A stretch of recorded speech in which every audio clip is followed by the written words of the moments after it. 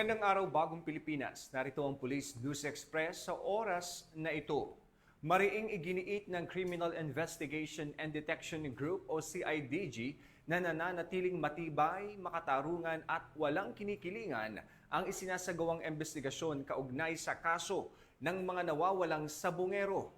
Sa isang malalimang press conference nitong July 31, 2025, inilahad ang detalyadong timeline ng aksyon ni Police Brigadier General Romeo Macapas mula nang maupo siya bilang CIDG Director noong June 19.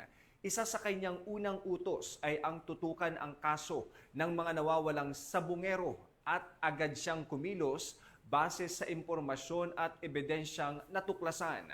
Ayon sa CIDG, matagumpay nilang naaresto at naibalik sa bansa ang 2 taong itinuturing na missing link sa kaso, sina Jose Patidongan at Ella Kim Patidongan na na-identify mula sa CCTV footages ng ATM withdrawals at pag-escort sa isa sa mga biktima.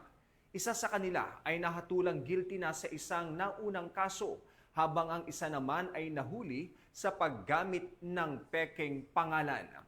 Binigyang diin ng CIDG ang legal na estratehiya sa pagsampa ng kaso laban sa 2 sospek upang maisailalim sila sa proseso ng discharge as state witnesses alinsunod sa Rule 119 ng Revised Rules of Criminal Procedure. Dagdag pa ng PNP, kahit noong 2022 pa sinimulan ang investigasyon, hindi kailanman bumitaw ang CIDG. Sa katunayan, sa ilalim ng bagong pamantayan ng DC-20, isang klasifikasyon para sa mga kaso ng high risk, high profile at malalaking krimen tulad ng droga, terorismo at money laundering, mas mataas ang antas ng ebidensyang kinakailangan upang maisampa ang kaso. Kaya't sinisiguro ng CIDG na prima facie at may reasonable certainty of conviction ang mga isasampa nilang kaso.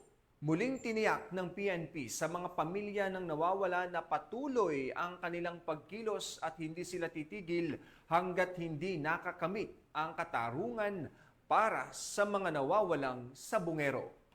At para sa iba pang napapanahong balitang pampulisya, laging tumuto sa Police News Network, alagad ng batas, tagataguyod ng Balitang Pulis. Ako po si Police Captain Nomer Macaraig, nagbabalita para sa Police News Express.